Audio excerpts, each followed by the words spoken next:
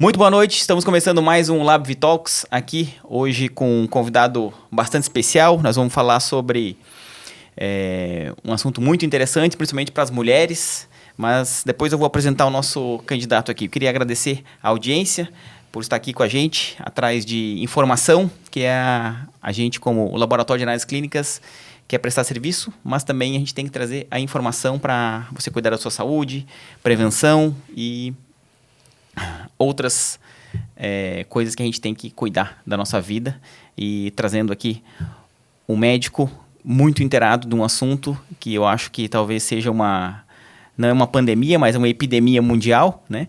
Sobre as questões de obesidade e também do que isso que afeta a nossa saúde. Então hoje o meu convidado é o Dr. Victor Rossetti. O Dr. Victor é médico, especialidade em cirurgia geral e bariátrica. Formou na faculdade do ABC em 2009 e hoje trabalha com tecnologias de emagrecimento. É um assunto que talvez tenha muito o que a gente conversar. Acho que nós vamos falar bastante aqui e vai ser muito produtivo. Então, Dr. Victor, obrigado por ter vindo, obrigado por ter aceito o convite. Estou muito curioso para também saber sobre essas tecnologias. Tu me mandou uma foto, estava cheio de coisas na tua mão. Falei, meu Deus, o que esse cara tem aí? O que ele faz, né? Então, Dr. Victor, as tuas considerações iniciais sobre o nosso assunto e boa noite. Boa noite, Nader. Boa noite a todos. Gostaria de agradecer, primeiramente, ao convite de vir aqui, de poder conversar um pouquinho e explicar um pouco sobre a minha área de atuação, o que eu faço, quais são os diferenciais, as novidades que eu trago, né? Sou cirurgião geral, trabalho com cirurgia bariátrica e foquei nas áreas de tecnologia do emagrecimento, tentando trazer inovação. Você falou que é uma epidemia, a obesidade, na verdade, é uma pandemia. A gente tem aproximadamente 2 bilhões de pessoas no mundo que estão acima do peso. Então, um terço da população, pouco menos de um terço da população mundial está acima do peso. Então, é realmente uma pandemia de uma doença que, apesar de ser visível, ela é silenciosa. Às vezes a pessoa nem sabe que está em nível de obesidade e pode demorar um pouco a procurar um tratamento. Então, eu venho sempre me inteirando e buscando tudo que tem de novo, de moderno, para que a gente consiga ajudar essa pessoa num processo de emagrecimento, que é uma das coisas mais difíceis que a gente tem hoje, que é conseguir realmente emagrecer e permanecer saudável. Dr. Victor, então deixa eu te conhecer um pouco mais aqui, contar um pouco da tua história profissional e também da pessoal, que tu tiver confortável em conversar, onde é que tu nasceu, como é que tu veio parar aqui em Florianópolis, né? Que eu fiquei sabendo que tu é paulista, tu não é daqui. Apesar do pessoal que é dos outros estados sempre quer parar aqui em Floripa, né? Como é que eu vim parar aqui? Não sei, mas vim parar em Floripa, né? Então, contar um pouquinho de onde tu veio, como é que foi a tua história aí, pra gente conhecer melhor. Bom, eu sou paulista, nasci e morei até meus 24, 25 anos em São Paulo, capital mesmo. Fiz minha formação lá em São Paulo, na Faculdade de Medicina do ABC. A medicina sempre foi um sonho para mim, apesar de vir de uma família de empreendedores na área de construção civil. E meu pai sempre me incentivou muito a ir para a área de construção civil, mas eu sempre gostei de medicina e acabei focando nessa área e desejando fazer medicina, e assim foi.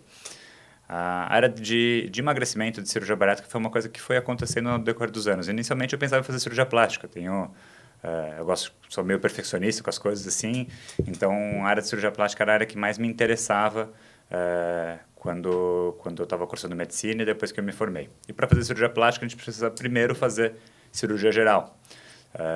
E aí, quando eu fui fazer cirurgia geral, prestei prova, a gente tem que fazer um novo vestibular, uma nova prova para residência, né?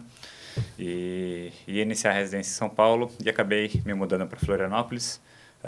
Tive um relacionamento aqui e acabei me mudando para cá para ficar próximo dessa pessoa que morava aqui, né? E aí eu acabei fazendo a residência de cirurgia geral aqui em Florianópolis mesmo. Resolvi virar manezinho a partir daí. Mais ou menos em 2000 e... Um médico, manezinho médico, né? Fazer residência em Floripa, medicina. De medicina, exatamente. E aí me mudei para cá para fazer residência de cirurgia geral aqui. Onde foi a residência aqui? Fiz no Hospital Regional de São José. No regional. Acho que o hospital que tem maior volume de cirurgias de emergência, então a maior escola de cirurgia geral aqui. Pega só tudo que é coisa. Ele vê de tudo, aprende um pouco de tudo. Eu trabalhei lá no regional e eu gostava eu trabalhava no laboratório, né? Sim. Eu gostava de sair do laboratório porque na emergência a gente pegava cada plantão era uma novidade, né? Imagina, Ali, cirurgia, os pedaços, as pessoas... Meu Deus do céu, imagina. ali no regional é bem... É uma baita escola. É uma baita escola. Para o residente é cansativo, que a gente tem uma jornada de trabalho bem exaustivo ali, 100, 120 horas de trabalho por semana, é muito trabalho, basicamente você reside no hospital, por isso que é residência. Não é à toa. Não é à toa que tem esse nome, né? Então a gente trabalha bastante ali, trabalha com bastante estresse, mas é muito produtivo, porque a gente aprende, o nosso nível de conhecimento dá um salto assim gigantesco. Então eu saí de uma capital, da maior capital do hemisfério sul, onde tinha todo o acesso possível, mas talvez eu não tenha aprendido tanto lá quanto aprendi nos 2 anos de residência de cirurgia geral aqui no regional. Então isso fez um diferencial muito grande. E acho que foi ali que começou o meu namoro com a cirurgia bariátrica e com o emagrecimento. Na época que eu fiz a residência, todos os meus colegas, os 14 colegas que faziam residência de cirurgia geral comigo, nenhum deles gostava da parte de cirurgia bariátrica. E o preceptor, o professor ali, que era o cirurgião bariátrico, o Dr. Celso Pinotti, figura pública conhecida aqui em Florianópolis. E o teu preceptor era da bariátrica? Era o Celso Pinotti. E aí eu comecei a acompanhar ele. Então, todas as cirurgias da residência, ninguém queria entrar, eu entrava em todas as cirurgias bariátricas junto com o Dr. Celso Pinotti. E foi aí que eu comecei a gostar, a me interessar pela área de cirurgia bariátrica e começar a me interar mais sobre o assunto. Terminando a residência de cirurgia, mantive uma ótima relação com o Dr. Celso, comecei a acompanhar as cirurgias dele, particular e tal. E aí fui fazer uma pós-graduação em vídeo e cirurgia do aparelho digestivo lá em Curitiba, no Cruz Vermelha. Então, aí foi mais 1 ano de pós-graduação lá, da parte de vídeo do aparelho digestivo, para pegar um pouco mais de mão, aprender um pouco mais sobre a parte de vídeo e cirurgia, porque ali no regional a gente não tinha muito, era muito mais cirurgia aberta. Eu tinha a oportunidade de operar cirurgias bariátricas com o Dr. Celso fora do hospital, né? Ali a maior parte todas as cirurgias eram abertas. Cirurgia aberta é tipo por sem corte. vídeo. Sem vídeo. Cortou, abriu propriamente dito, assim, né? Propriamente dito, olhar lá dentro, ver o que tem, depois fechar no ponto. E agora a cirurgia por vídeo, por furinho, popular a gente chama de cirurgia laser, né? Mas não é cirurgia por vídeo laparoscopia, né? Não é propriamente dito um laser. E aí eu fui fazer essa pós-graduação em Curitiba. Isso que ano que era? 2016, que eu fiz essa pós em Curitiba. E nesse tempo eu fui prestar prova para fazer a nova especialização aí em cirurgia plástica, mas já gostando da parte de cirurgia geral. E aí na prova não consegui a classificação que precisava. Aqui só tem uma vaga aqui em Santa Catarina, em Floripa, que é no HU, no Hospital Universitário. E eu fiquei em terceiro lugar na primeira tentativa, fiquei em quarto na segunda tentativa, porque eu já estava trabalhando, tendo que tocar minha vida, e não estava tão focado em estudar. É uma prova muito concorrida, assim. Então, aí acabei que não fui aprovado, mas já estava estudando, estava em outras coisas, estava trabalhando ali, e falei, não, vou para a área de bariátrica que me interessou, apesar da área de plástica vislumbrar a questão financeira, tudo, né? Mas a área de bariátrica eu achei muito legal, e o contato que eu tive, a intimidade que eu tive com o Celso me fez gostar e me apaixonar pela área ali, principalmente pela mudança que a gente provoca na vida do paciente. Acho que isso foi o que mais me chamou a atenção. Na cirurgia plástica, claro que você vai provocar uma mudança na vida do paciente, mas geralmente são coisas um pouco mais estéticas. Não que o cirurgião plástico não trate outras coisas também, mas geralmente é muito focado em estética e nem sempre uma coisa que realmente seja essencial. Mas quando você está tratando de saúde mesmo do paciente, você pega um paciente que está obeso, que tem dificuldade de deambular, que tem às vezes, dificuldade de emprego, de relacionamento, e você consegue fazer esse paciente emagrecer, isso é muito gratificante como médico. O salto, né, é muito maior, assim, né? Exatamente. É um salto de necessidade básica fisiológica, né? Sim. Tipo, conseguir correr, conseguir fazer isso e aquilo. Então, a estética existe, mas, assim, digamos que o salto não é tão grande, né? É um detalhe, às vezes uma coisa que incomoda, mas não que limita as pessoas a fazer alguma coisa, né? Exatamente. Então, isso foi uma coisa que fez ferver o sangue nas vezes. Falei, não, quero fazer isso. Vou deixar de lado a parte financeira, que, claro, todo mundo tem que pensar, a gente faz medicina de estudo, a gente quer ter um retorno financeiro, mas essa parte de... Dá para ser só financeiro. Essa parte da satisfação, de você ver um retorno muito bom, de você estar ajudando uma pessoa realmente, e é muito impactante, assim, um paciente que passa por um processo de cirurgia bariátrica, um processo de emagrecimento rápido, assim, você vê, acompanha a mudança de vida do paciente, isso é muito bom. O retorno do paciente é muito bom. É muito gratificante como médico você conseguir ajudar o paciente assim. E aí eu falei, não, então vou para a área de cirurgia bariátrica. Então já tinha parte de vídeo do aparelho digestivo, né? E aí foquei em fazer minha graduação em cirurgia bariátrica. Cirurgia bariátrica, especificamente, a gente não tem residência médica para cirurgia bariátrica. A gente faz por comprovação e por acompanhamento, por fellow, que a gente fala, né?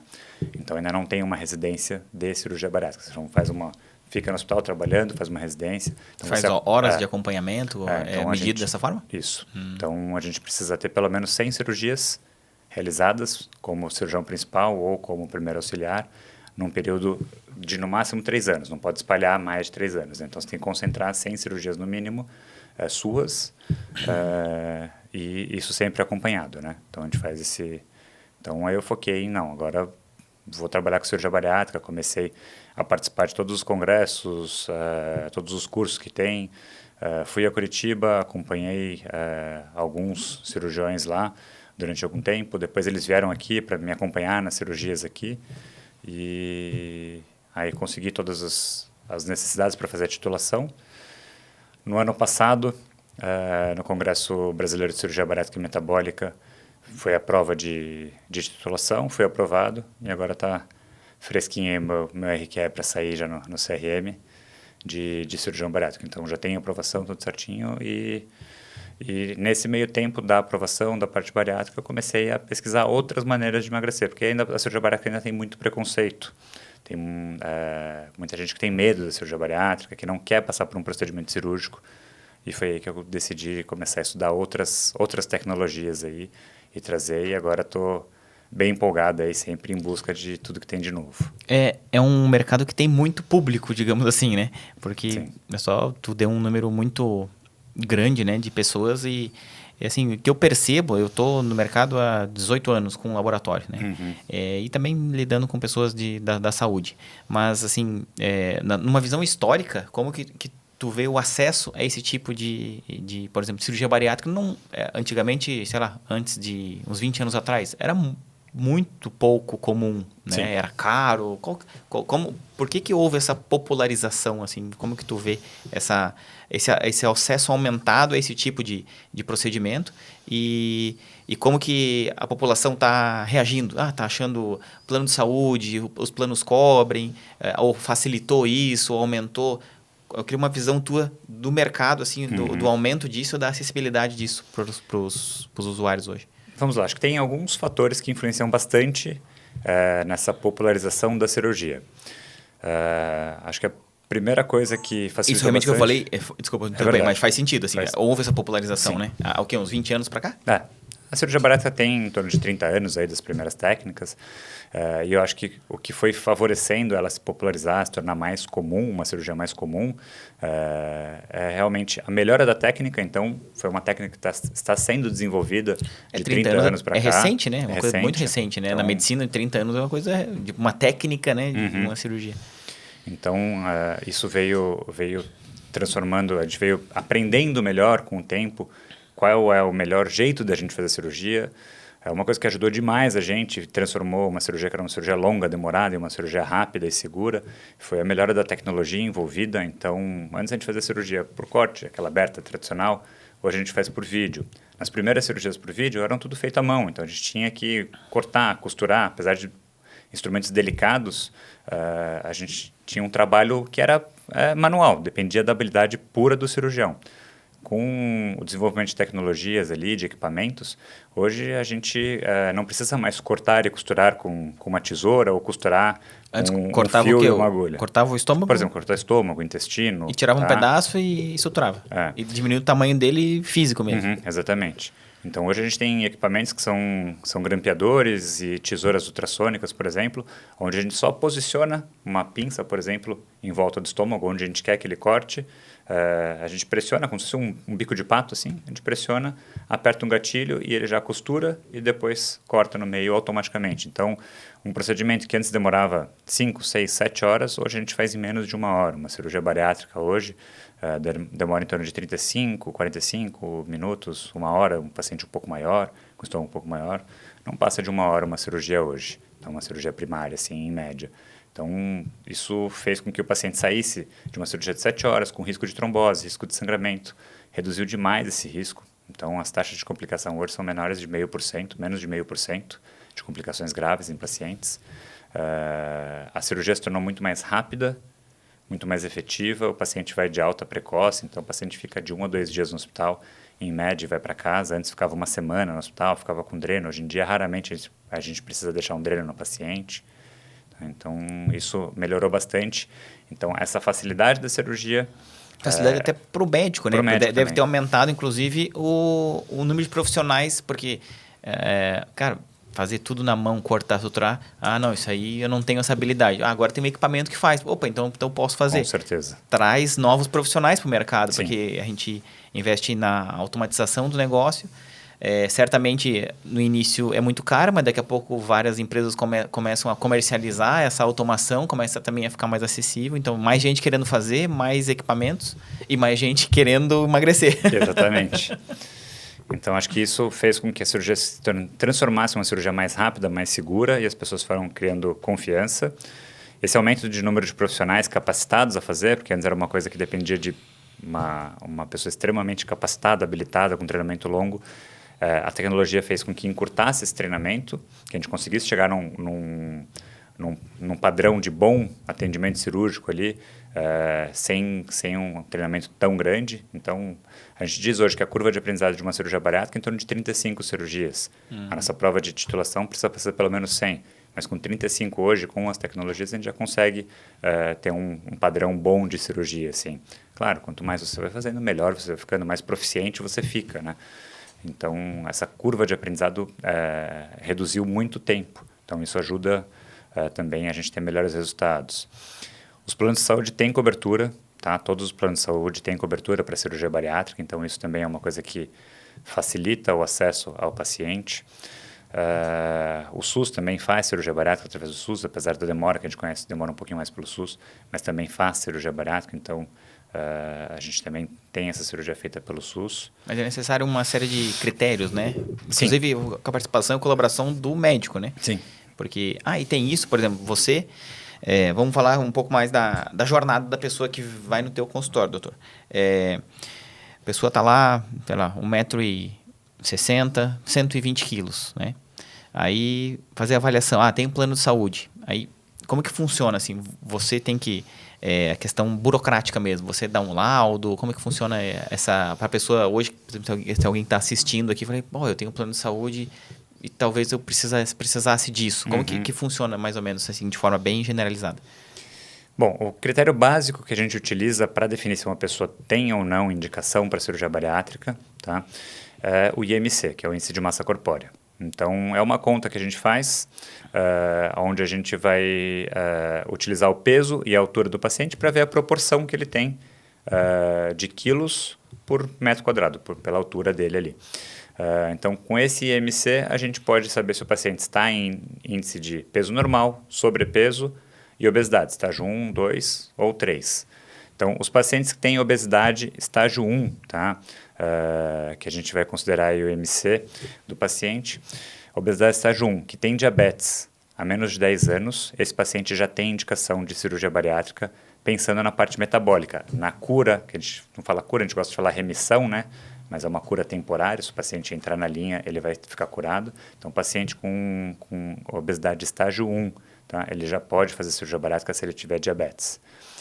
Paciente com obesidade estágio 2, aí o número de doenças associadas relacionadas à obesidade aumenta bastante, tá? Então, o paciente com obesidade estágio 2, ele já tem indicação, estágio 1, perdão, estágio 1 é a obesidade com IMC de 30 até 35, 34,9. De 35 a 40, obesidade de estágio 2, esse paciente, se tiver diabetes, hipertensão, gordura no fígado, problemas de articulação de sobrecarga de joelho, de quadril, tornozelo, apneia do sono, o ronco, aquele ronco noturno. Dificilmente não tem, né? Dificilmente não tem. Então, o paciente geralmente com obesidade estágio 2, por mais que se julgue saudável, se a gente fizer um check-up nele, ele provavelmente vai ter alguma comorbidade associada, porque, como eu disse no começo, a obesidade é uma doença que, apesar de visível, ela é silenciosa. A gente não vê os malefícios que ela está causando. Então... É o famoso a conta chega, né? Exatamente. E na obesidade estágio 3, IMC maior que 40, que a gente já considera como obesidade mórbida, tá? Esse paciente não precisa ter nenhum tipo de doença. A própria obesidade mórbida estágio 3 já é tão perigosa para a saúde dele que a cirurgia bariátrica já está indicada.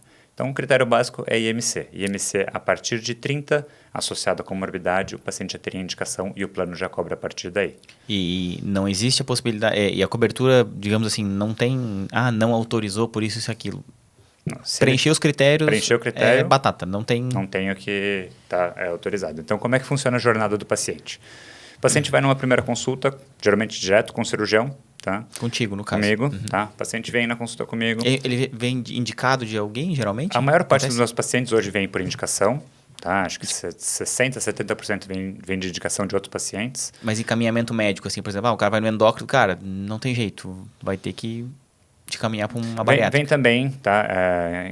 Encaminhamento de endócrino, de cardio, eles encaminham bastante, é uma fonte de encaminhamento comum. Por exemplo, paciente que tem uma hipertensão de difícil controle, a cirurgia bariátrica trata a hipertensão melhor do que a medicação. Então, tem vários estudos mostrando que a cirurgia bariátrica é superior à melhor terapia medicamentosa para controle de hipertensão arterial. Então, o paciente emagrecer é mais saudável para ele, é melhor, ele controla melhor a pressão alta dele emagrecendo do que tomando o melhor tratamento medicamentoso possível. A mesma coisa para diabetes. Então, um paciente com diabetes, tá? Que pode usar insulina ou não.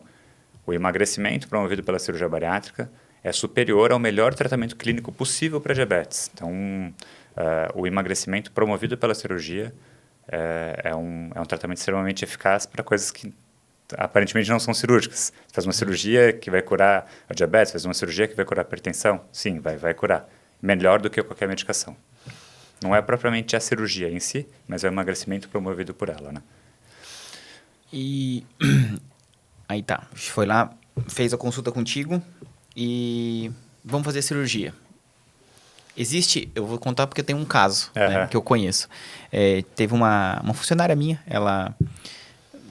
vou fazer uma bariátrica. Daí ela foi no médico, cara, tu vai ter que emagrecer um pouquinho, né? Vai ter que melhorar um pouco. Acabou que ela não fez. O cara conseguiu emagrecer.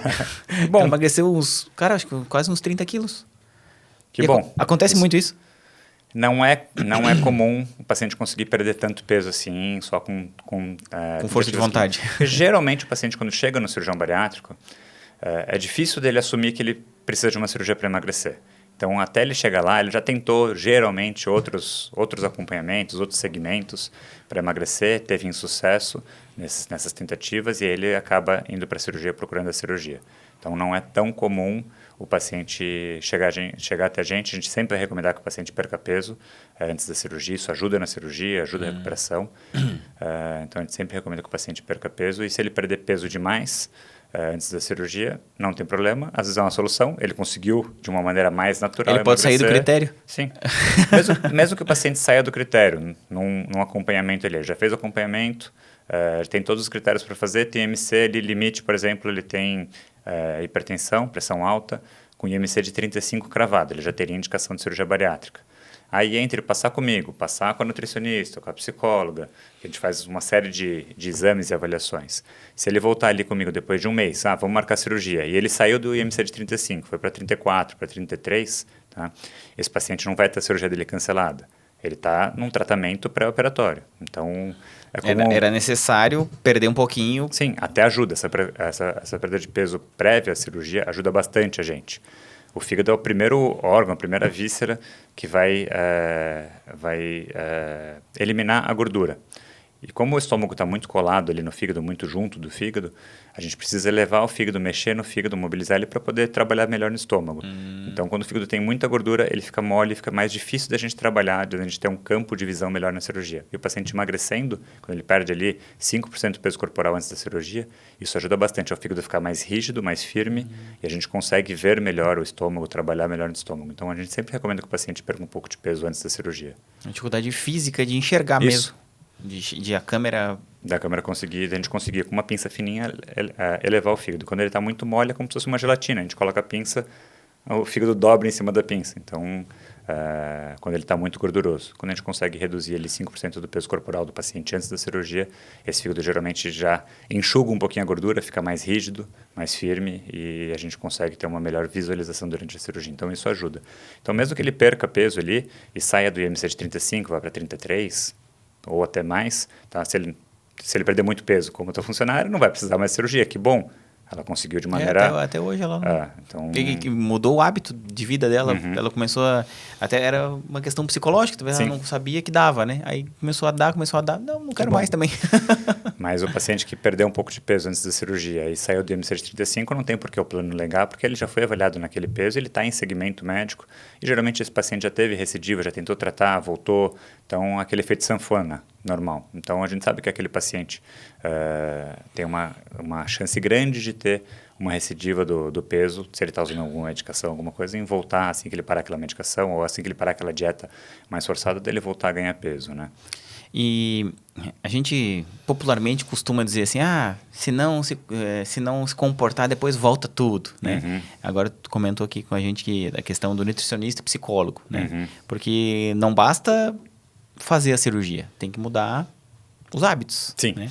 Uma coisa que eu sempre falo para os meus pacientes, na primeira consulta, acho que hoje o meu maior chamariz de pacientes é a pílula bariátrica, a gente vai falar depois sobre isso, mas eu costumo falar para os pacientes assim, já na primeira consulta, não é esse comprimido, essa pílula não é milagrosa, isso aqui não vai mudar você para sempre. Então, não existe uma pílula milagrosa, não existe uma cirurgia que vai curar a sua obesidade. A gente vai tratar o teu problema e a gente vai te dar um suporte, um empurrão para que você saia do teu peso atual, que não está saudável, e tente te jogar para um peso saudável mais próximo de um peso saudável. Mas a gente vai te ajudar na jornada, mas assim que a gente chegar no destino, que é um peso mais saudável, uma vida mais saudável, você tem que mudar os seus hábitos. Se não mudar hábitos, se não tiver mudança de comportamento, vai voltar, o peso vai voltar, as doenças vão voltar, as comorbidades vão voltar. Então, o emagrecimento não está no estômago, o emagrecimento está na cabeça, está em mudança de comportamento. Não adianta o paciente fazer uma cirurgia, colocar um balão, fazer uma gastroplastia e tomar um remédio que seja e continuar seguindo a mesma estrada. Se a gente segue a mesma estrada, a gente chega no mesmo destino sempre. Então, a gente precisa pegar uma estrada diferente. Se aquele paciente está numa estrada que é sedentário, que não dorme direito, está com uma vida com muito estresse, não tem uma alimentação adequada, ele vai chegar no mesmo destino que a obesidade e com várias doenças associadas. Então, a gente tem que, nessa jornada, quando o paciente está emagrecendo, já colocar na cabeça dele, desde a primeira consulta, que ele precisa pegar uma estrada diferente. Então, ele vai ter que desviar aquele caminho para ele não chegar no mesmo destino, que é a obesidade. E como que essa jornada de sucesso, como que você, como o médico que acompanha essas pessoas, né? As pessoas têm aderido a essa questão de mentalidade, de comportamento? O quão difícil é a gente conduzir esse paciente? Mudar comportamento é muito difícil. É muito difícil. Mas eu acho que é o que eu mais trabalho e o que eu mais faço com os meus pacientes no consultório é isso, é tentar mudar comportamento. Eu, a minha nutri, a minha psicóloga... Fazer cirurgia é só um detalhe, né? A cirurgia, acho que a parte mais fácil é a parte cirúrgica. Então, a gente tentar mudar comportamento é a parte mais difícil. Então, o paciente que acompanha comigo sabe que eu vou incentivar a fazer atividade física, que eu vou mostrar para eles que eu estou fazendo atividade física, que é muito comum o paciente, não tenho tempo, eu tenho filho, tenho marido, tenho trabalho, não consigo, não tenho tempo... E aí eu costumo dizer que não tem tempo, né? Não tem prioridade. Não tem prioridade. Então, eu falei, tempo você tem. Você não tem organização para... Você está fazendo alguma coisa no tempo. O teu tempo é igual ao meu, 24 horas por dia. Exatamente. Então, é a questão de gestão de tempo, né? Então, a gente tem que aprender a gerir nosso tempo e a colocar prioridades. Então, eu sei que todos os dias eu vou para a academia e vou treinar. Então, não tem negociação. Não tem negociação. Então, por exemplo, hoje saindo daqui, vou sair daqui 9, 10 da noite, eu vou treinar, porque hoje eu não treinei ainda. Acordei cedo para operar, não treino de manhã, geralmente treino pela manhã, mas quarta-feira é um dia que eu não treino de manhã, vou treinar hoje à noite. Então, é minha prioridade. Então, eu tenho que colocar isso na cabeça do paciente, que tem que ter prioridades ali e gerir o tempo. E uma coisa que eu costumo fazer também, quando o paciente insiste que não tem tempo, é pegar o celular aqui, então abre o teu Instagram e abre o teu Facebook, tua rede social, vamos ver horas de uso por dia. Aqui, ó, tem 2 horas de uso por dia. Pronto. Já denunciou. Tira 40 minutinhos dessas 2 horas de Instagram que você ficou, por mais que tenham sido picadas, mas tira 40 minutinhos disso aí e vai fazer uma atividade física, porque realmente não é falta de tempo, é prioridade no tempo, de como você está usando o seu tempo, né?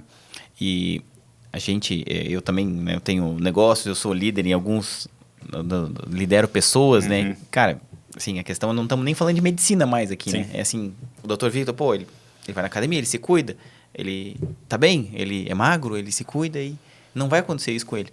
Mas daí quando a gente fala isso, né? A gente acaba contaminando no bom sentido as pessoas, né? Porque eu tô falando e eu tenho autoridade para falar.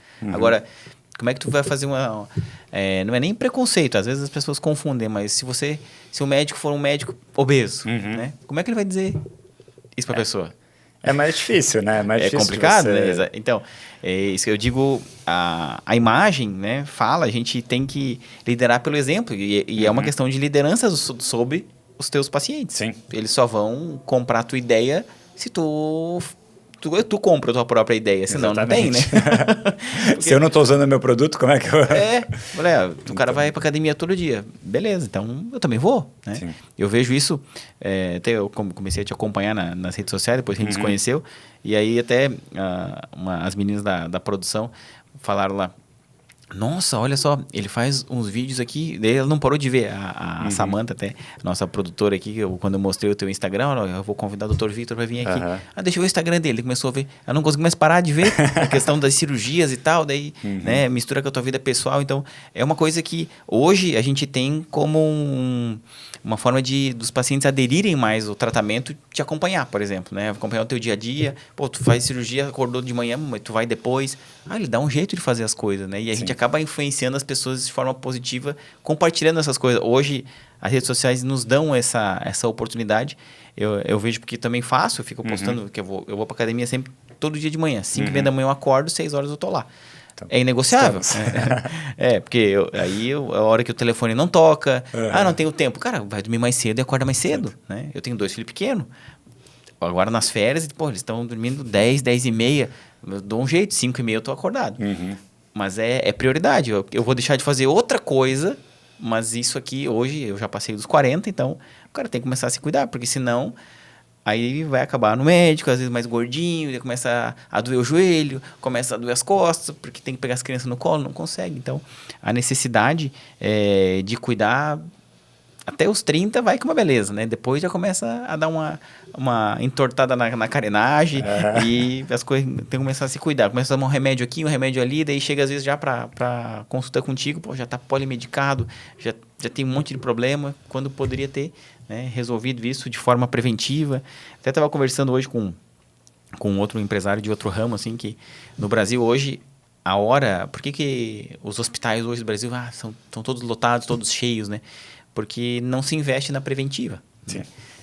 Inclusive, eu acho que já foi muito pior. Eu acho que já até o Brasil evoluiu muito nisso, né? O Brasil, principalmente aqui a nossa região, até por ser litorâneo, a gente está sempre... No verão está todo mundo com o corpo à mostra. Aqui, né? A gente está numa bolha. A gente está sempre com o corpo à mostra, as pessoas têm vergonha, elas vão se cuidar, porque no verão tem que estar bem, para poder ir na praia, tranquilo. Então, é o constrangimento que muda as pessoas, né? Muitas vezes, até no teu caso, né?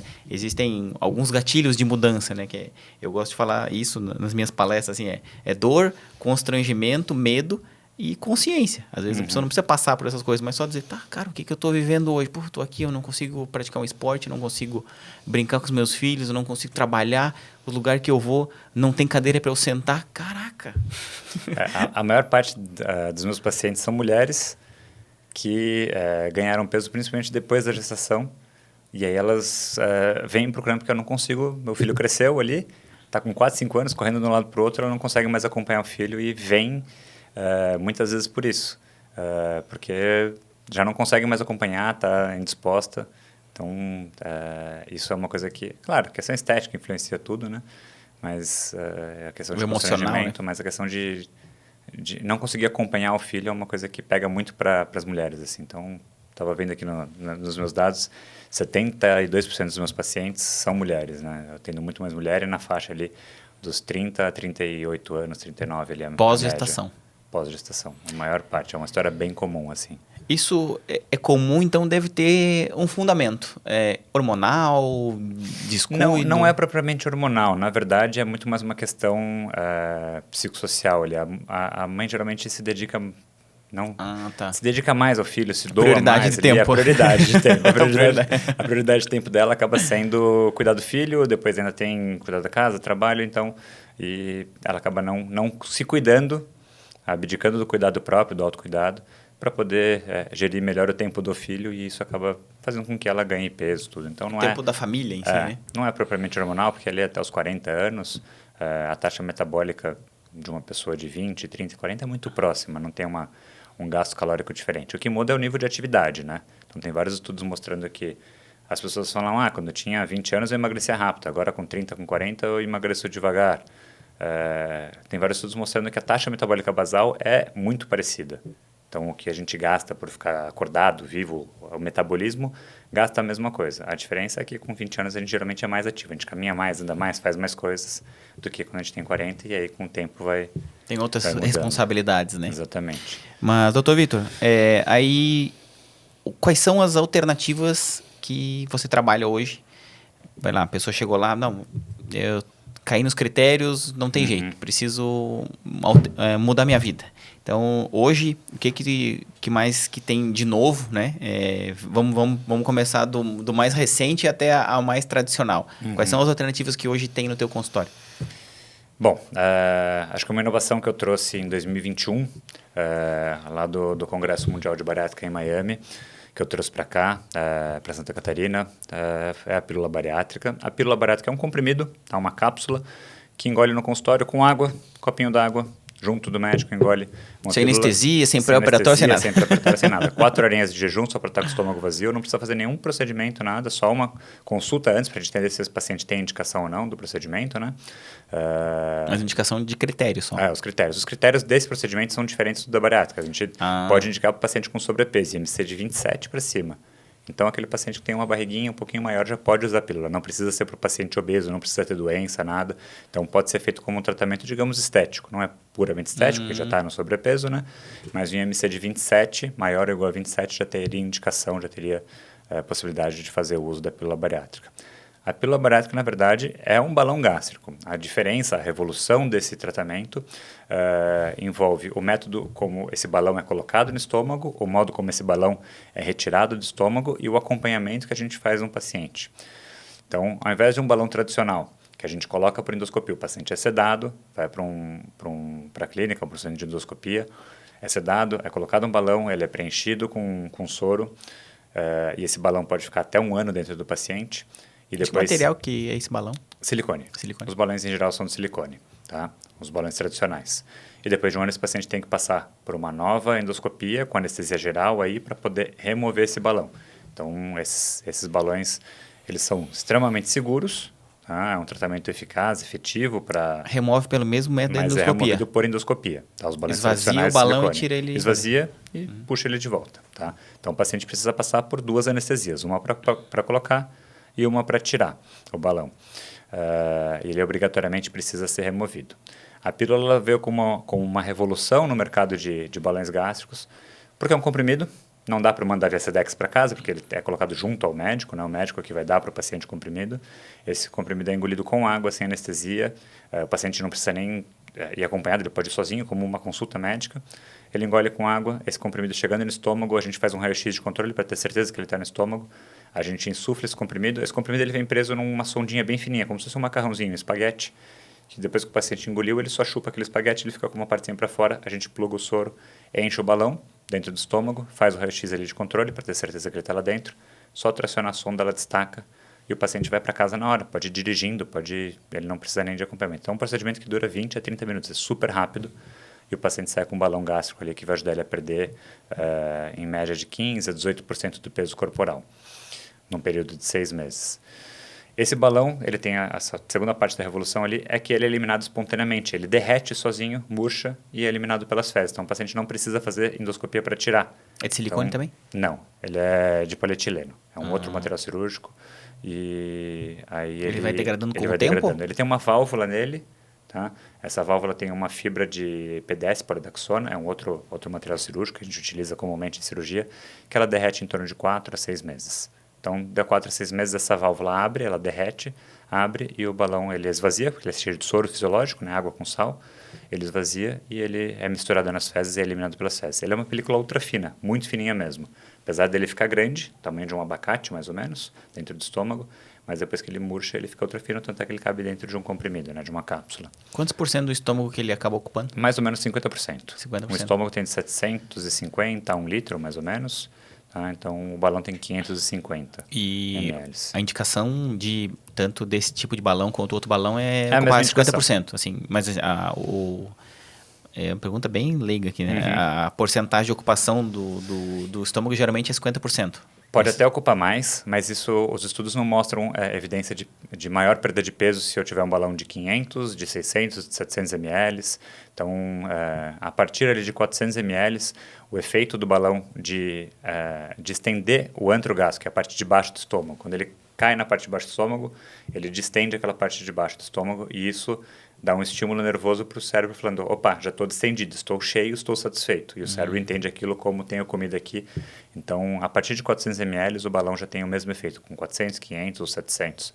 A gente até pode calibrar alguns balões, por exemplo, a gente tem o balão da Spatz, que é um balão que é colocado por endoscopia de silicone, que a gente pode calibrar, aumentar o volume dele. Por exemplo, o paciente está 4 meses, parou de perder peso.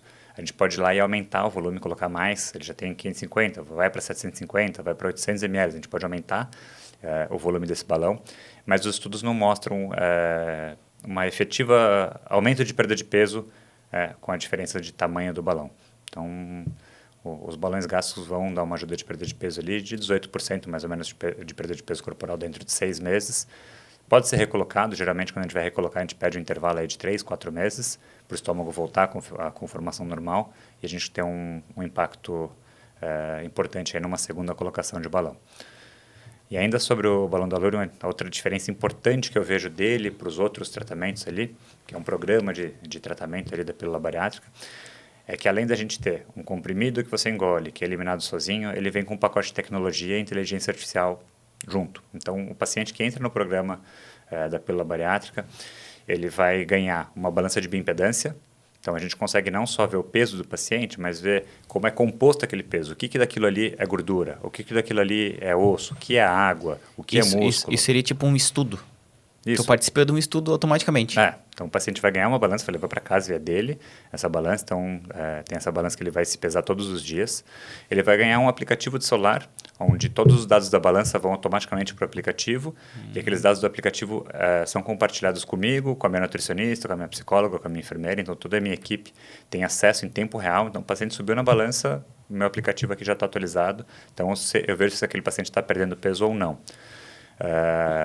Se o paciente tiver um smartwatch, um relógio, como o seu, por exemplo, qualquer marca de smartwatch, tá? Todos os dados de passos que o paciente deu, horas de sono, gasto calórico em atividade física, se fez atividade física ou não, todos esses dados também vão para o aplicativo e vão para a plataforma. Então, eu consigo ver se o paciente está ativo, se ele está realmente fazendo atividade física ou não, se ele está dormindo direito, se ele está caminhando, consigo ver se ele está bebendo água, que eu vejo pela bioimpedância, a hidratação corporal. O cara, mais fácil, o cara está preso? A gente cerca ele de todos os lados, né? Então, eu consigo ter um controle muito grande do paciente e acho que isso é o que eu falo que é importante do tratamento. Eu tenho suporte para poder ajudar o paciente a mudar esse estilo de vida. Você fala, doutor, estou fazendo tudo certo e não estou vendo. Eu falo, bom, estou vendo aqui... Vem cá, conta pro boneco aqui, ó. Eu estou vendo aqui que você está andando menos de 1 km por dia, número de passos totais. Eu estou vendo aqui que você não fez atividade física nenhum dia. Está dormindo pouco ou está dormindo demais, os excessos, né? Então, eu consigo ter um controle muito melhor do paciente. E o próprio aplicativo do paciente vai ficar pitando para ele, faz 3 dias que você não se pesa, faz 4 dias que você não faz atividade física. Então, a inteligência artificial do aplicativo já vai ajudando ele ali a lembrar dele dos deveres dele. E tem também um suporte, como se fosse um chat GPT, mas focado para o tratamento de emagrecimento do próprio aplicativo da Allurion ali, onde ele pode fazer perguntas para o aplicativo já responde de acordo com as diretrizes de tratamento que a gente tem estipuladas ali dentro. Então, ele não vai dar nenhuma resposta que não seja válida ali e não vai dar nenhuma resposta que vá substituir a orientação do médico ou da nutricionista, mas o paciente, fiquei com dúvida agora, 3 da manhã, quero comer alguma coisa, o que eu posso comer? Ele pergunta para o aplicativo, Tá? O aplicativo vai entender que são 3 da manhã, que talvez não seja a hora dele estar comendo, se ele não é o horário que ele era para estar acordado. Já sabe o quanto ele andou durante o dia, maneira. E ele pega esses dados, isso que é interessante. A inteligência artificial vai usar esses dados do paciente, os dados que estão na plataforma do próprio paciente, e já vai pegar e falar, olha, hoje você já extrapolou seu número de calorias, mas se você quiser comer alguma coisa, você pode comer isso aqui. Mas confirma com a sua nutricionista se está certo amanhã. Então, é muito interessante a gente poder utilizar a inteligência artificial nisso, né? Em ajudar o paciente, às vezes, em bater um papo ali, quando às vezes ele não conseguiu o contato com o médico, com a nutri, com a desabafar, cara, tô com fome, o que eu faço? E, ao mesmo tempo, a inteligência artificial também ajuda a gente, né, do lado de cá. Então, eu tenho lá um dashboard onde eu consigo ver todos os meus pacientes, todos que estão marcadinhos de verde, automaticamente eles já ficam de verde, quer dizer que o paciente está no caminho certo, eu posso ficar tranquilo, aquele paciente está na meta de perda de peso. Os pacientes que estão amarelo, eu já sei que aquele paciente ali, opa, tem alguma coisa está saindo da curva de perda de peso, ou tem alguma coisa errada, preciso dar uma olhadinha nesse paciente mais perto. E os pacientes que estão em vermelho, é que eles estão bem fora da nossa meta, seja por peso, seja por atividade, por sono. Tem que dar uma ligadinha. Aí vem aqui no consultório, vamos... Então, o legal do programa da Lurion, acho que é isso. A gente acompanha o paciente por no mínimo 6 meses. O programa básico ali são 6 meses de acompanhamento, com todos esses recursos tecnológicos, com a colocação da pílula e com o segmento com a equipe multidisciplinar, né, que envolve, como eu já falei, o médico, a nutricionista, a psicóloga e a enfermeira. E, então, resumindo, né? A gente vai no consultório, eu vou tomar uma cápsula, vai encher a cápsula, vou sair lá já com um balão de praticamente 50% do meu estômago preenchido. Segunda da cápsula. Então, porta de entrada, quando nós estávamos falando de barreira de entrada, quase nenhuma, né? Então, popularizar o negócio, sim, talvez, né, tenha um custo um pouco maior, mas assim... Não tem cirurgia, não tem anestesia, não tem medo de hospital, tu não vai entrar em hospital. Já facilitou muito, né, o processo. O segundo seria o balão, a inserção do balão por endoscopia. Então, sim, aí já tem, digamos, um pequeno risco. Porque tem gente que, vou tomar anestesia geral, não gosto, né? Ou vão me apagar. O pessoal fala, não quero que me apague. A gente tem medo de pegar veia, né? Então, você vai colocar um balão que não seja a pílula, precisa pegar uma veia para fazer anestesia, né? Então... E aí, depois, para tirar a mesma coisa, né? Mas uma pergunta da pílula, né? Esse tempo é de 4 a 6 meses que ele dura, né? É o tempo que o cara tem para se reinventar na vida, né? Que nós estamos falando aqui, mudança de hábitos. Exatamente. Geralmente, um balão resolve? Depende do peso do paciente. Pacientes que têm IMC até 40, um balão consegue promover uma perda de peso significativa para esse paciente, 18% de perda de peso. Esse paciente não vai sair de um IMC, por exemplo, de 38 e vai para um IMC de 25 ou menor com um balão, geralmente. Ele vai perder ali 18% do peso corporal nesse período de 6 meses, acompanhando o programa, claro, né? Ele ainda vai ficar, talvez, no obesidade estágio 1, talvez no sobrepeso alto, mas ele já teve um grande empurrão. Então, o que a gente quer com esse tratamento dos balões gástricos, na verdade, é dar um empurrão, é dar um estímulo para o paciente, para que ele consiga aderir a um estilo de vida mais saudável, que ele tenha uma perda de peso, para que ele se motive. A ideia é se motivar. Pacientes que têm IMC muito mais alto, ali, a partir de 40, um balão único geralmente não é o suficiente. Ele pode usar aquilo como um balão e perder peso. Eu tive um caso pessoal de uma paciente minha, que tinha 140 quilos, ela perdeu em 6 meses 43 quilos, foi bem mais, bem além da expectativa nossa. Então, é uma paciente que era elegível para cirurgia bariátrica e ela perdeu muito peso com um único balão e não precisou fazer cirurgia. Uma pílula única. Então, com uma pílula ali acompanhando, mas ela virou crossfiteira. Então, eu falei, mas tem alguma chave virada aí, né? Ela virou a chavinha, ela falou, não, vou me dar uma chance e vai ser dessa vez. Então, ela pegou, fez o programa, aderiu ao programa, foi nas consultas com a nutri, com a psicóloga, comigo, com a enfermeira e principalmente mudou o que ela coloca no carrinho de mercado dela, na despensa dela e o que ela faz com o corpo dela, a movimentação. Então, estava postando outro dia, ela me marcou até ela fazendo maratona do CrossFit, lá um triatlon do CrossFit. Então, virou crossfiteira mesmo, uma pessoa que era obesa, sedentária, diabética, não toma mais remédio nenhum. E agora está cada vez mais magra. Ela já está com 80 e poucos quilos, já perdeu bem mais peso. Então, essas horas dão um arrepio, né, doutor? É muito legal. Você vê a transformação. Caraca, isso é muito legal, assim.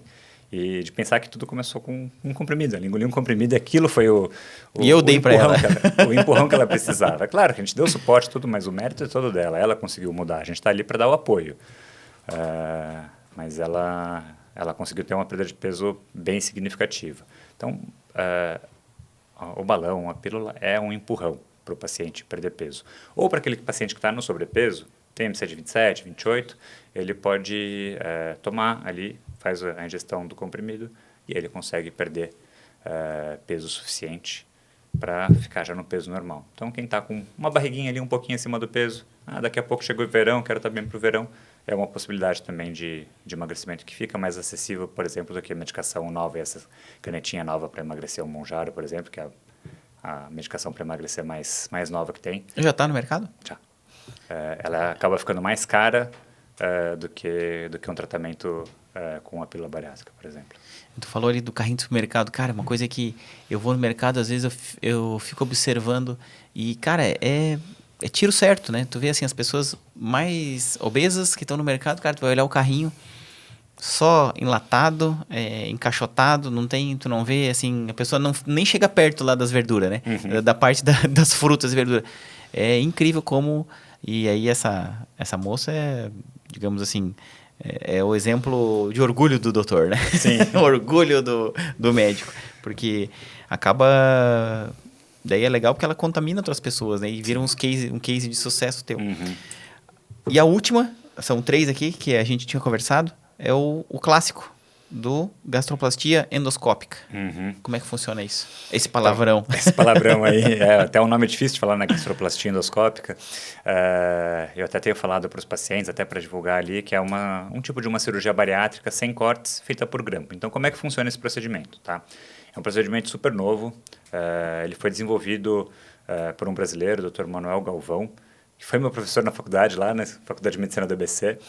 E em 2017 ele soltou um estudo internacional onde ele desenvolveu essa técnica junto com a indústria farmacêutica. Ele desenvolveu um equipamento para que ele pudesse costurar o estômago por dentro, por meio de uma endoscopia. Então, o paciente vai por uma endoscopia, não faz corte na barriga, nada, um procedimento de endoscopia por dentro da boca, onde a gente consegue, com o endoscópio, costurar, dar pontos dentro do estômago, colocar grampinhos e amarrar esse estômago. Então, lá em 2017, ele soltou esse estudo, desenvolvendo a técnica e mostrando os resultados positivos da técnica, a segurança da técnica, um procedimento ambulatorial que o paciente faz, vai embora no mesmo dia, não precisa ficar internado, nada. E eu vi isso e, na época, eu usava o Facebook. Hoje, praticamente não uso mais, né? Hoje a gente vai para Instagram, para outras redes sociais ali. E aí eu mandei uma mensagem para ele, tem um registro da mensagem de 2017. Pô, professor, que legal, tá, eu vi teu estudo, queria saber como é que eu faço para aprender isso. Então, lá em 2017 eu já vi aquilo e falei, a gente ainda está terminando as fases de estudo, mas assim que liberar um curso no IRCAD, aí eu te convido para você ir lá e fazer o curso, né? E eu fui fazer isso ano passado. Ano passado liberou o curso do IRCAD, eu fui a primeira turma do curso do IRCAD, que é um centro de treinamento, é o maior centro de treinamento médico da América Latina. Então, tem algumas unidades, tem em Barretos e tem no Rio de Janeiro. Esse treinamento foi no Rio de Janeiro, com o professor Manuel Galvão, com o Dr. Eduardo Greco. Bom, todos os principais médicos que estavam desenvolvendo essa técnica estavam lá presentes ali, ministrando o curso. Foi onde eu fiz a minha formação ali, para poder começar a fazer esse procedimento. Então, é um procedimento que é muito interessante, porque a gente, por meio de uma endoscopia, entro dentro do estômago do paciente, coloco vários grampinhos, então o estômago, pensa que o estômago é como se fosse um reservatório de alimento. Ele não absorve nada, ele não absorve nenhum nutriente, ele serve para processar a proteína, tá? E essa proteína processada, junto com os demais elementos ali, misturada, ela vai para o intestino ser absorvido. Só que se você tem um reservatório muito grande, você consegue colocar muita energia, muita comida lá dentro. Então, esse procedimento serve para quê? Para a gente reduzir o tamanho do estômago com grampinhos. Então, a gente amarra o estômago como se fosse um espartilho. Eu dou vários disparos de grampinho, passo um fio e puxo esse fio, onde o estômago ele fica como se fosse estrangulado. Eu não vou cortar nada, então o paciente não perde a absorção de nutrientes, de vitaminas. Ele só reduz quanto de comida cabe no estômago dele e ele fica satisfeito mais rápido. Então, como eu disse, um paciente tem um estômago ali em torno de 1 litro. A gente consegue reduzir esse estômago para 300 ml. Então, se o paciente vai lá num restaurante por quilo, costuma comer um prato de 600, 700 gramas, mais uma latinha de refri ou um suco, alguma coisa, tem 1 litro dentro do estômago dele, ele está satisfeito. Com esse procedimento, o paciente com 300 ml já está satisfeito. Ou seja, se ele tomar uma latinha de coca, ele não consegue comer mais nada. Tomara que ele não tome coca, né? Tomara que ele opte por algo mais saudável. Eu tô pensando aqui, cara, como que enfia um negócio lá e faz a prega, né? Assim, tipo, puxa um pedaço do estômago e grampeia por dentro mesmo. Isso. Assim? Mais ou menos assim. O equipamento, como é um endoscópio, só tem uma ponta, não tenho mãos lá dentro, né? Uma ponta única. O que a gente faz? Esse equipamento ele tem uma pincinha como se fosse um saca-rolha, que eu vou entrar na mucosa do estômago, na parede do estômago com esse saca-rolha. Aí eu vou aprofundar um pouquinho, realmente rodo só que uma maçaneta aqui fora. A gente roda uma maçaneta onde eu vou pinçar com um saca-rolha a mucosa. A mucosa. Aí eu puxo a mucosa para dentro do equipamento, e o equipamento tem um ganchinho, uma boquinha, que vai de um lado para o outro, onde é o grampa, tá? Esse grampinho digitando, ele passa de um lado para o outro, passando um fio junto com ele.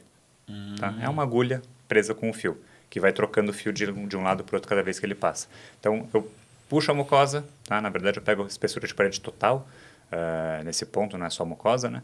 Mas eu entro através da mucosa, mas pego toda a parede do estômago, puxo para dentro do equipamento, passo a agulha com o fio de um lado para o outro, e aí quando eu solto, o fio já passou e eu pincei a parede. E eu vou dando vários disparos de grampo de um lado e do outro, fazendo um X. Vou fazendo uma trança ali, como se fosse uma espartilha, uma amarração de cadarço de tênis. Então, mais ou menos depois de uns 10, 15 pontos por fio, eu puxo o fio e eu estrangulo uma parte do estômago. Depois vou um pouquinho mais para cima, passo mais uns 10, 15 pontos, estrangulo. Eu vou fazendo isso sucessivamente até eu várias grampeadas. São várias grampeadas que a gente dá. Então, eu faço isso sucessivamente até eu conseguir reduzir o tamanho do estômago desde a região do antro, que é a parte mais de baixo lá do estômago, até a região do fundo do estômago ali, onde a gente consegue fazer essa redução. Então, por um procedimento que dura em torno de 45 minutos, o paciente consegue ter essa redução do estômago sem ter necessidade de suplementação de vitaminas, sem ter carências de vitaminas, sem ter problema de absorção, sem ter dumping. Então, o paciente praticamente não tem efeito colateral. Ele vai de alta no mesmo dia, então ele faz de manhã, final de tarde vai para casa. 4 dias ele está de volta às atividades dele, está de volta ao trabalho. Então, é um procedimento que tem a recuperação mais rápida para o paciente. Então, alguém que tem uma vida muito corrida, que não pode se afastar muito do trabalho, não quer fazer uma cirurgia e quer perder até 25% do peso corporal num período de 6 meses, esse é um procedimento que é muito, muito prático, muito rápido e muito seguro, porque não tem um corte, não tem um furo. E é reversível. E é reversível. É um procedimento que ele tem uma duração de 2 a 3 anos. Então, esses grampinhos, eles vão... as células do estômago vão se renovando e esses grampinhos vão afrouxando e depois eles caem no intestino e viram fezes, vão ser eliminados pelas fezes, né? Então, é um procedimento que é reversível. E aí a pergunta que todo mundo me faz, né? Mas, doutor, se esse procedimento é reversível, eu vou depois voltar a ganhar peso? Você vai ter 2 a 3 anos, pelo menos, para você mudar seu comportamento. Se em 3 anos você não conseguir mudar seu comportamento, não mudar o estilo de vida... largo de mão. Aí vai ser um pouco mais difícil. Então, é um empurrão. Aquela velha história que eu gosto de falar. A pílula dá de 4 a 6 meses. Né? O balão dá 1 ano, é isso? Isso, o balão e até o grampo uns 2, 3 anos. 2, 3 anos. Aí tu escolhe em quanto tempo tu quer mudar. Exatamente. Precisa mudar. A cirurgia bariátrica vai dar 5 anos, 6 anos. Mais do que isso também. A cirurgia bariátrica tem um diferencial que o efeito dela é persistente. O teu corpo vai se adaptar, depois de um certo tempo, o corpo do paciente se adapta e consegue, digamos, burlar a cirurgia, mas não 100%. Então, o estômago vai dilatar depois de uma bariátrica? Vai, mas nunca vai voltar a ser um estômago de 1 litro. Ele pode dilatar ele para 300 ml, mas não volta a ter um estômago de 1 litro, num sleeve no caso. Tá? Não vai pesar, a anastomose, a emenda do intestino vai dilatar, o paciente vai conseguir comer mais depois? Vai conseguir absorver um pouco mais de nutriente? Vai, já tem vários estudos mostrando que o paciente, num pós-operatório de 1 ano, um pós-operatório de mais prolongado, 5 a 10 anos, ele tem uma absorção maior de nutrientes depois. O corpo, a parte final do intestino acaba se especializando em absorver nutrientes que eram absorvidos só lá no começo do intestino. Então, o corpo vai se adaptar, mas não 100% a uma cirurgia bariátrica. Esses procedimentos de balão, pílula e gastroplastia endoscópica, eles são procedimentos totalmente reversíveis. Então, assim que o dispositivo saiu do teu estômago, tá, o efeito vai sendo reduzido. Então, o estômago que passou por um balão, o estômago que passou por uma gastroplastia endoscópica, ele fica durante um certo tempo ainda, digamos, um pouco rígido, um pouco duro. Ele não entendeu ainda que saiu o balão, ou ele entendeu que os grampinhos saíram. Então, não é como uma medicação que você tomou hoje, esqueceu de tomar amanhã, amanhã você já está com fome. Então, quando sai o grampinho ou quando sai o balão, o paciente ainda tem um tempo de latência onde o corpo ainda não entendeu que Não reprogramou. Não reprogramou ainda, não entendeu que tem espaço sobrando ali. Então, não é uma coisa repentina. Então, dá para o paciente, nesse período, mudar o estilo de vida, conseguir perder peso e se adequar a hábitos mais saudáveis, né? E no pós, a gente estava conversando antes aqui, uma coisa que me chamou bastante atenção ao que tu falou, que os pacientes obesos são desnutridos, né? Uhum.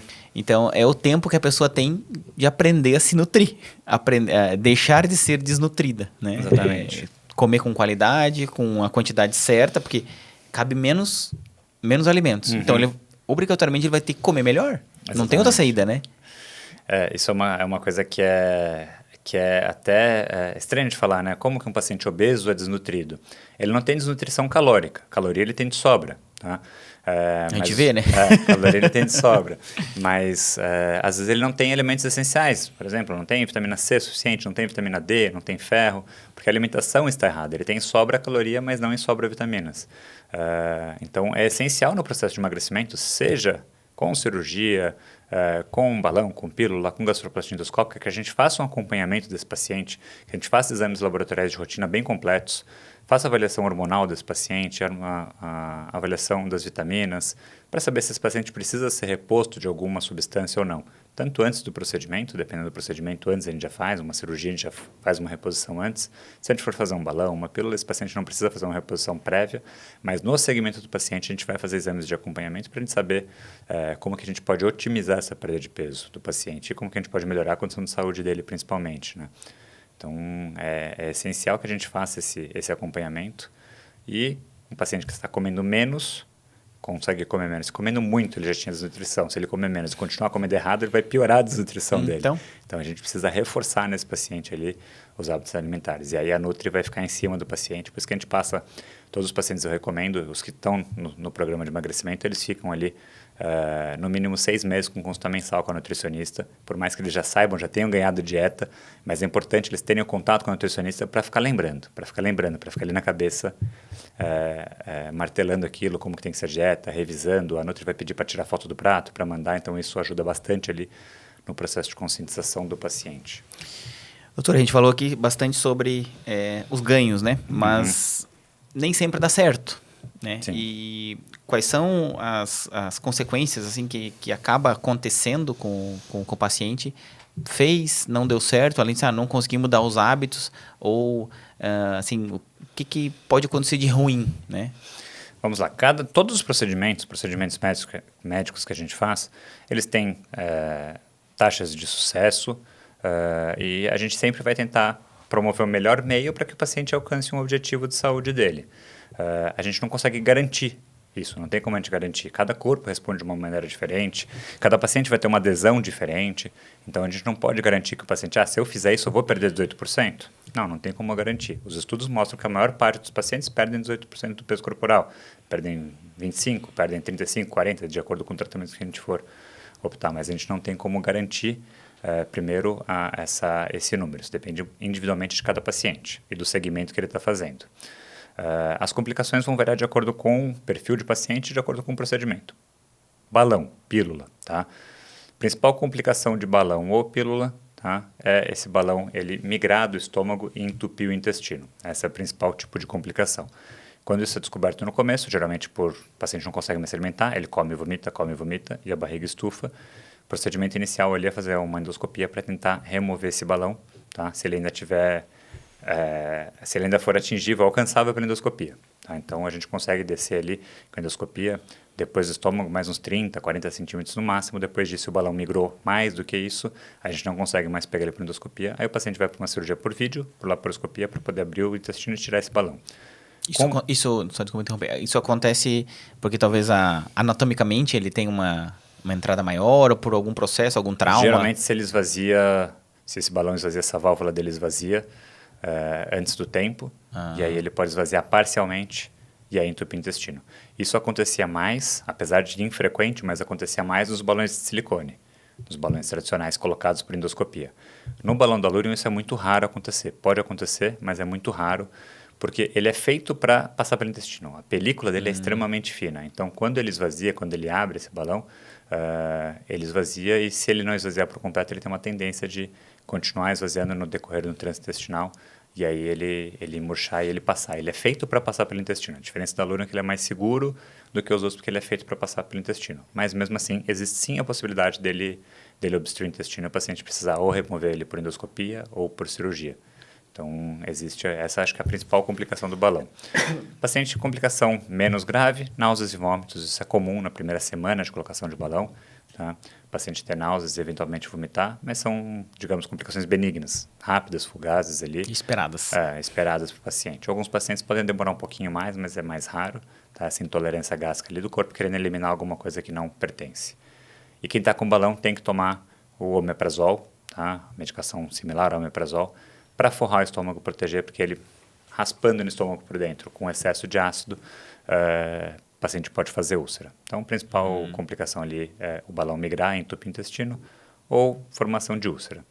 Mas essas complicações são muito raras. Existem, mas são muito raras. E são detectáveis rapidamente. Os sintomas Sim. é bem agudo, digamos assim, né? Da úlcera o paciente vai ter dor, tá? Então, teria dor, gastrite, vai ficar com uma gastrite persistente. E da obstrução no intestino ali, o paciente vai ter sintomas, uma obstrução alta ali, que é o mais comum, sintoma de vômito, distensão, ficar com o estômago alto e começar a vomitar. Da gastroplastia endoscópica, da cirurgia bariátrica por grampinhos. Tá? Principal complicação desse procedimento é sangramento, tá? Principalmente o sangramento durante a cirurgia, tá? Sangramento do estômago, que a gente vai dar pontinhos no estômago, colocar os grampinhos e eventualmente algum grampinho desse, quando a gente estiver fazendo o procedimento, pode pegar algum vasinho do estômago e esse vasinho sangrar. E eu, como cirurgião, aprendi desde o meu primeiro dia de residência que cirurgião trata sangramento dando ponto.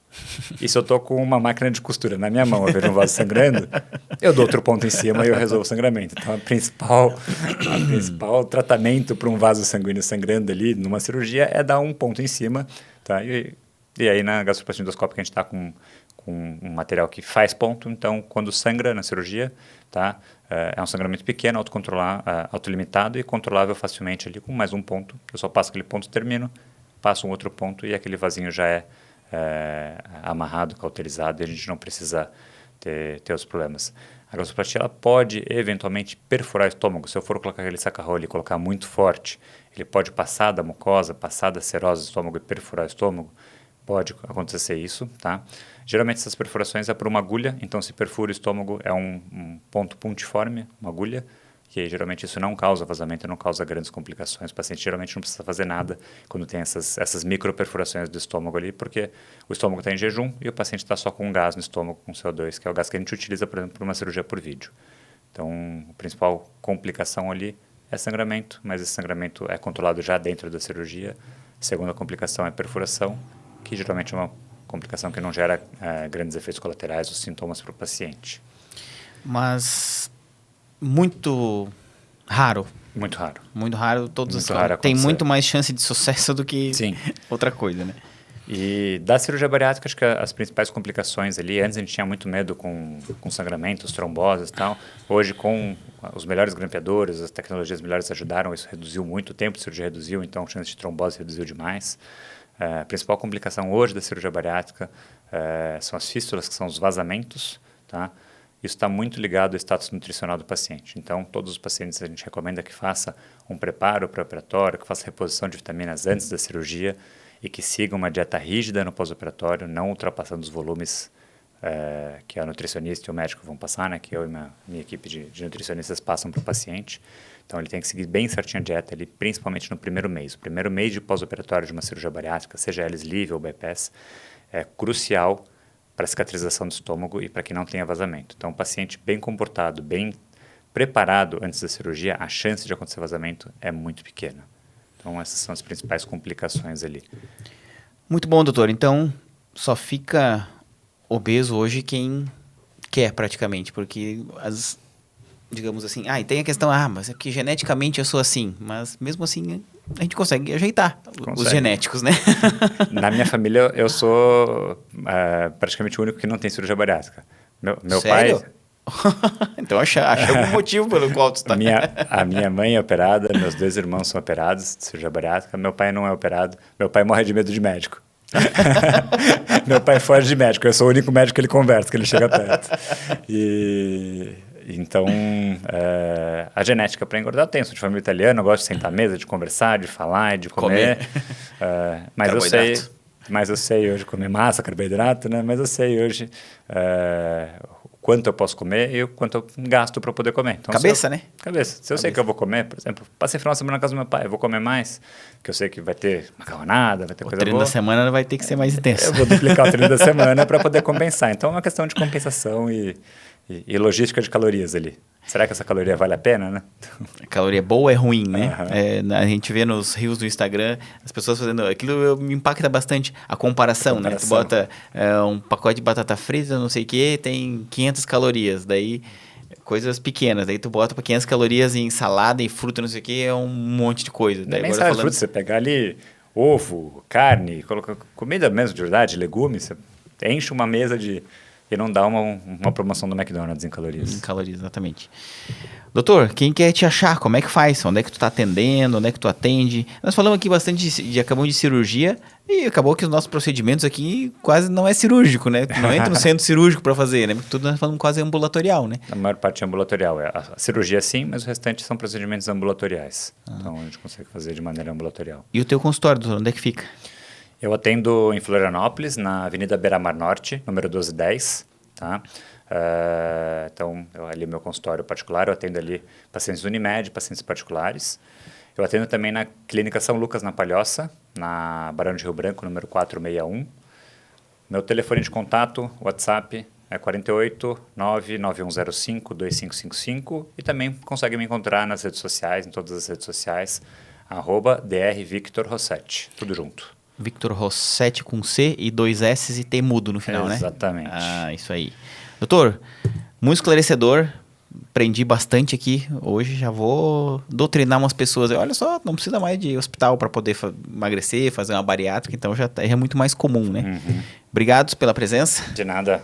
A gente se vê por aí. Nós vamos falar mais sobre isso. Vou te acompanhar mais agora, porque as meninas ficaram impactadas com a tua cirurgia, segurando uns pedaços. Essas cirurgias ali, mais daí são procedimentos, não são de emagrecimento. Às vezes também trabalha com outro tipo de cirurgia? Sim, também faço outros geral, tipos. Né? O meu foco hoje é bariátrica e emagrecimento, né?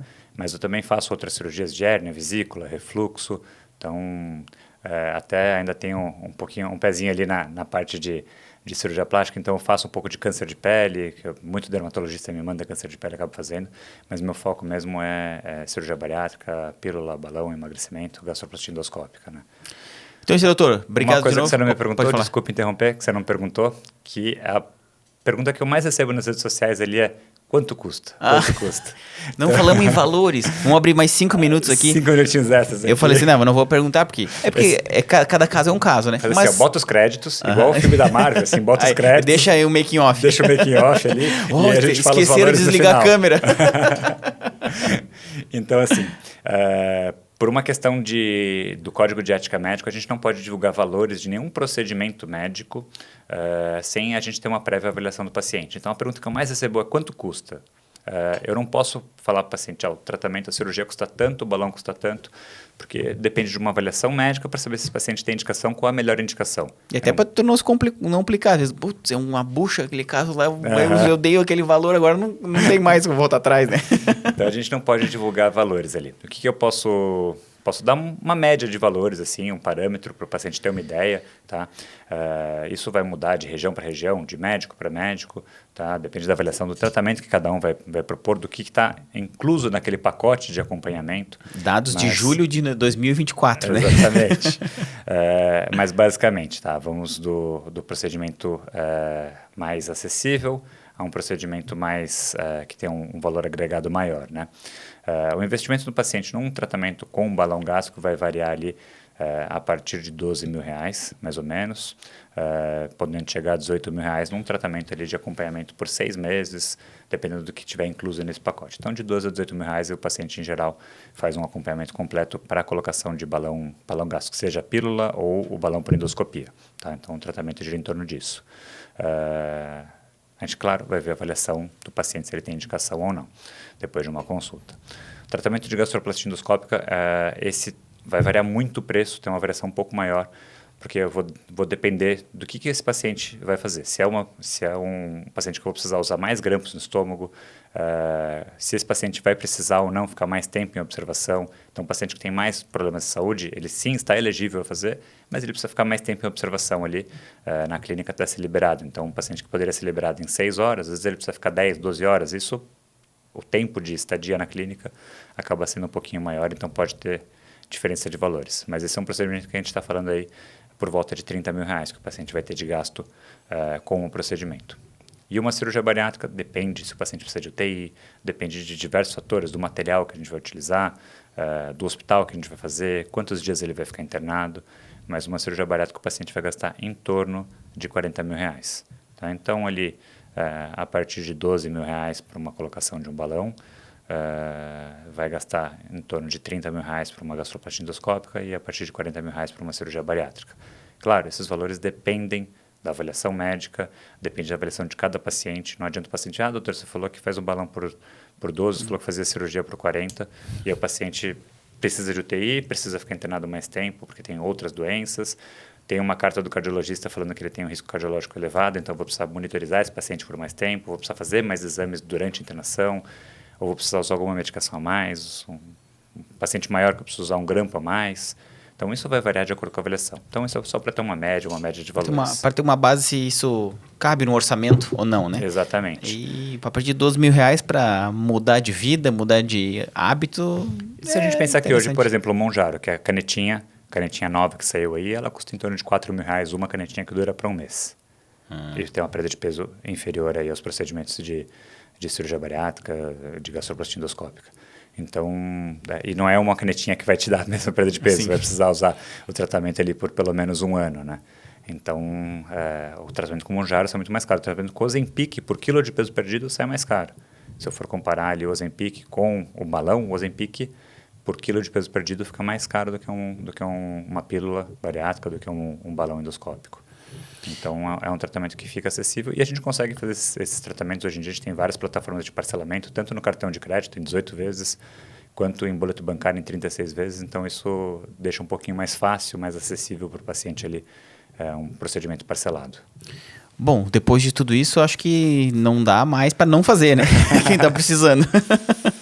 Tá, já demos aqui os prós, os contras, que são mínimos, a condição de pagamento, mais ou menos o valor acertado. Então, o endereço onde você tem que ir para fazer, então tá tudo certo. Então, doutor, obrigado. Obrigado. Aquele abraço e vamos continuar aqui trazendo dicas, né, para você conseguir levar a tua vida de forma melhor, acabando com as impossibilidades que a gente conversou aqui. E, doutor, quer deixar uma mensagem final para os teus pacientes ou para quem está procurando esse tipo de serviço? Sempre uma mensagem, já que você vive isso com as pessoas, né? Então, seria uma mensagem para levantar aí o pessoal que está precisando.